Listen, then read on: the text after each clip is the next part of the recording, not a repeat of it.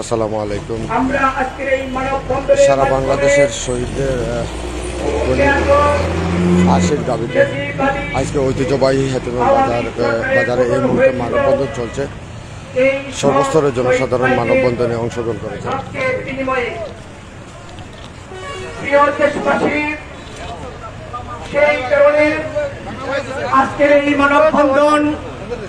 আজকের এই মানববন্ধনে আপনাদের একান্ত সহযোগিতা,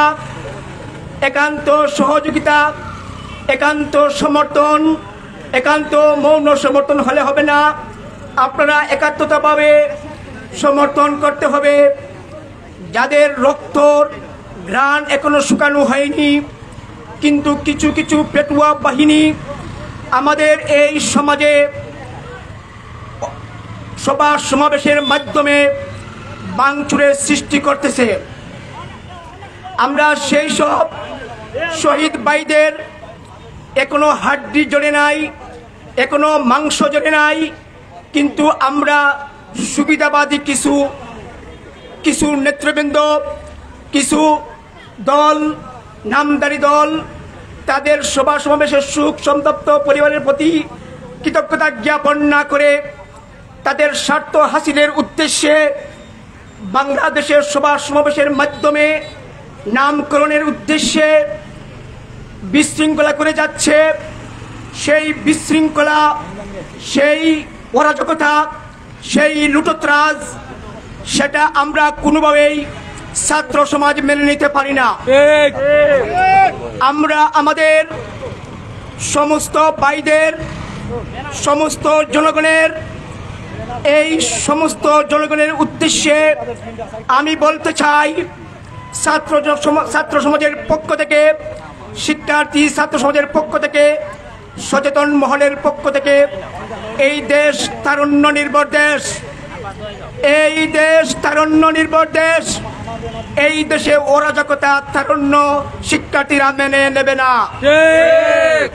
আমরা অতীতে অনেক স্বৈরা শাসন দেখেছি, আমরা অতীতে অনেক শাসক দেখেছি, কিন্তু এই তারুণ্যের আন্দোলনের মাধ্যমে বন দিয়ে পালাবার পথ পেয়েছিল শেখ হাসিনা। শেখ হাসিনা পালাবার পথ পাচ্ছে না, কিন্তু শেষ পর্যন্ত গণভবনের পিছনের দরজা দিয়ে পালাবার সুযোগ পেয়েছে। কিন্তু এই সুযোগ করে দিয়েছে কে?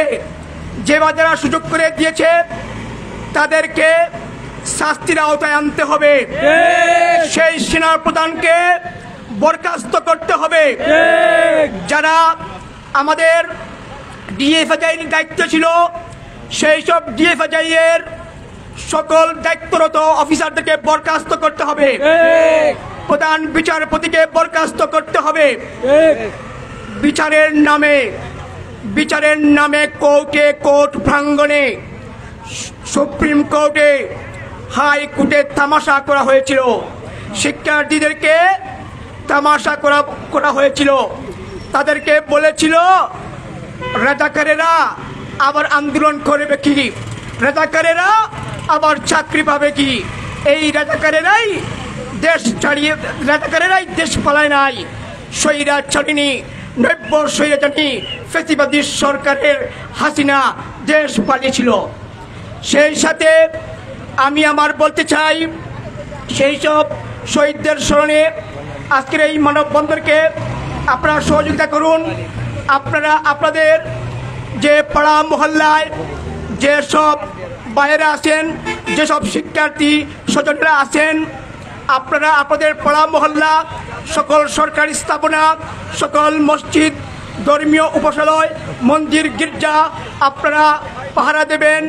এবং আপনারা আপনাদের যে নাম্বারগুলো আছে সেনাবাহিনীর তত্ত্বাবধানে, লেফটেন্যান্ট জেনারেলের তত্ত্বাবধানে, আপনারা ইতিমধ্যেই শুক্রবারে আপনারা প্রত্যেকটা মসজিদে এটা হটলাইন নাম্বার গিয়েছে।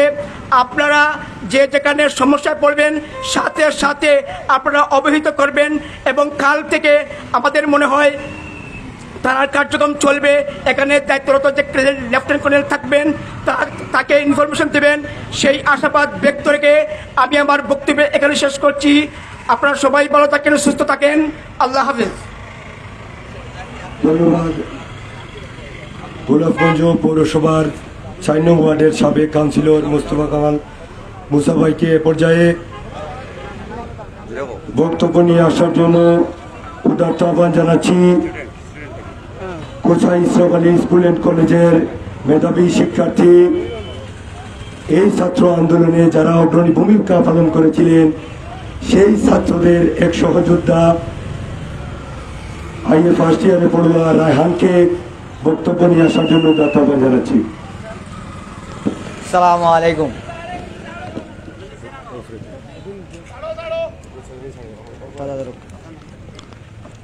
আমাদের ভাই কবরে, খুলিরা কেন বাইরে?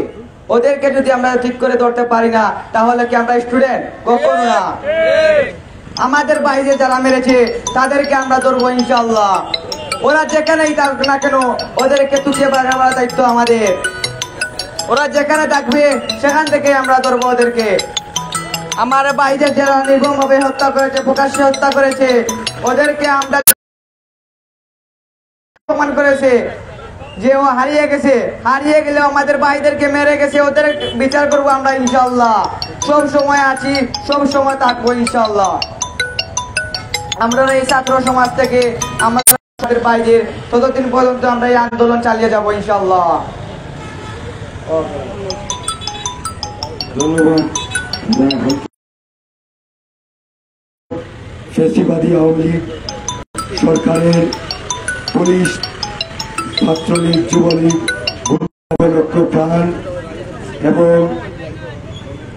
বিগত 15 বছর এই স্বাধীন দেশের মানুষ নিজের মুখ ফুটে সত্যকে স্বাধীনভাবে বলার সুযোগ পায়নি। এবং আপনারা জানেন বর্তমান বাংলাদেশের হাল ধরেছে ছাত্র জনতা।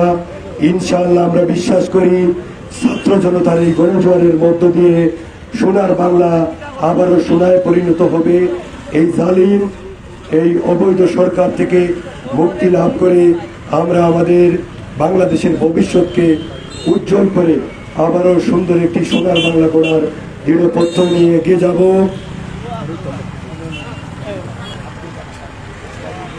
এ পর্যায়ে বক্তব্য নিয়ে আসার জন্য আহ্বান জানাচ্ছি আমাদের হেতিমগঞ্জ মতিরা মাদ্রাসার ছাত্র আব্দুল ফাত্তাকে বক্তব্য রাখার জন্য। বিসমিল্লাহির রহমানির রহিম। হামিদান ওয়া সাল্লাল্লাহু ওয়া সাল্লামান আম্মা বা'দ। ফাআউযু বিল্লাহি মিনাশ শাইতানির রাজীম। বিসমিল্লাহির রহমানির রহিম। ইন্না ফাতাহনা লাকা ফাতহাম মুবিনা আও কামা ক্বালা আলাইহিস সালাতু ওয়াস সালাম। সম্মানিত উপস্থিতি, আপনারা অবশ্যই অবগত রয়েছেন যে আজকের এই বিশাল মানববন্ধনের কারণ কি? কারণ একটাই হচ্ছে যে আমরা দীর্ঘদিন আমাদের জালিম সরকারের কারণে আমরা বারবার নির্যাতন এমন পরিসীমায় পৌঁছেছে যে আমাদের আত্মবিশ্বাস ছিল, যেই প্রশাসন আমাদের আত্মবিশ্বাসী ছিল, সেই প্রশাসন এবং ছাত্রলীগ গুন্ডা বাহিনীতে পরিণত হয়ে একের পর এক আমাদের ছাত্রের উপর গুলি বর্ষণ করে মায়ের চোখ থেকে অস্ত্র জড়িয়েছে এবং বোনদের কান্নার আহাজারিতে এই বাংলার আসমান জমিন আকাশ চম্বিত হয়ে আল্লাহর পক্ষ থেকে